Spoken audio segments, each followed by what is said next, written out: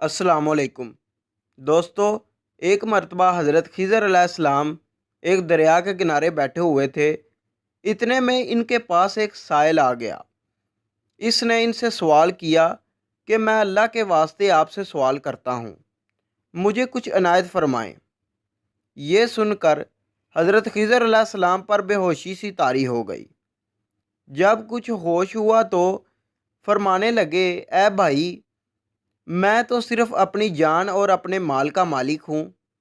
تم نے مجھ سے اللہ کے واسطے سوال کیا ہے، لہٰذا میں اپنی جان اور اپنی ذات کو تمہارے حوالے کرتا ہوں۔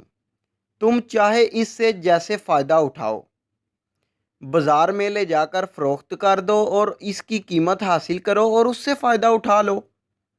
چنانچہ سائل ان کو بازار لے گیا اور ایک شخص ساہمہ بن ارکم کے ہاتھ ان کو فروخت کر دیا۔ یہ خریدار ان کو اپنے ہمراہ اپنے گھر لے گیا۔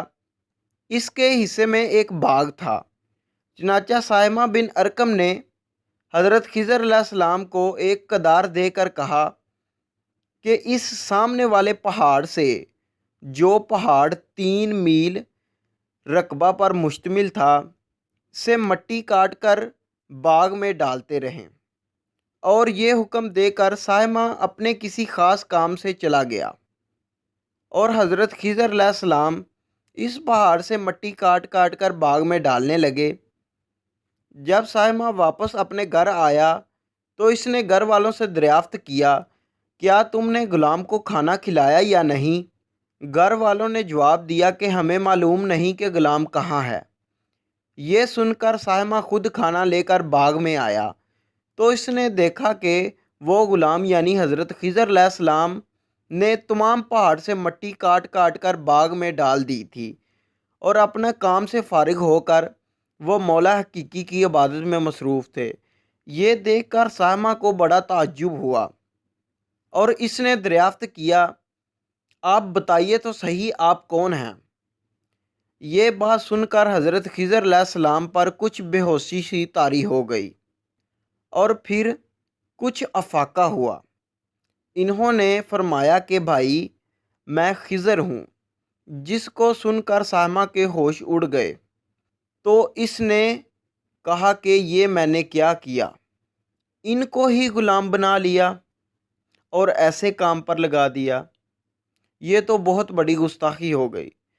پھر ہوش آنے پر اس نے اپنے پروردگار سے توبہ کی اور حضرت خضر علیہ السلام کو آزاد کر دیا اور اللہ تعالیٰ کی بارگاہ میں عرض کی کہ یا اللہ، مجھ سے اس چیز کا مواخذہ نہ فرمائیے گا، کیونکہ مجھے یہ معلوم نہیں تھا کہ یہ کون ہیں۔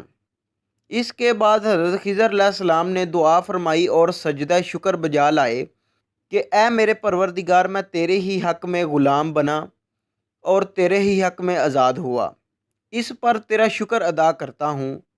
بعد ازاں واپسی کی اجازت لے کر جب دریا پر واپس آئے تو دیکھا کہ ایک شخص کھڑا دعا مانگ رہا ہے کہ اے میرے رب، حضرت خضر علیہ السلام کی رہائی فرما اور ان کی توبہ قبول فرما لے۔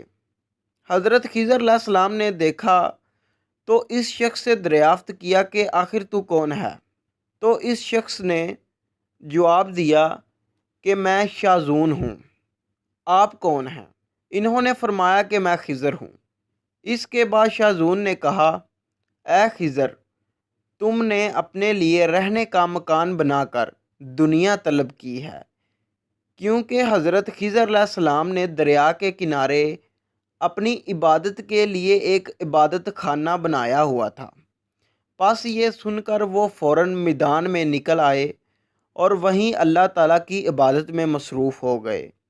اس کے بعد حضرت خضر علیہ السلام نے اسی جگہ ایک درخت لگایا اور اس کے سائے میں عبادت شروع کی تو آواز آئی، اے خضر، جب تم نے درخت کے سایہ میں سجدہ کیا تو تم نے دنیا کو آخرت پر ترجیح دی۔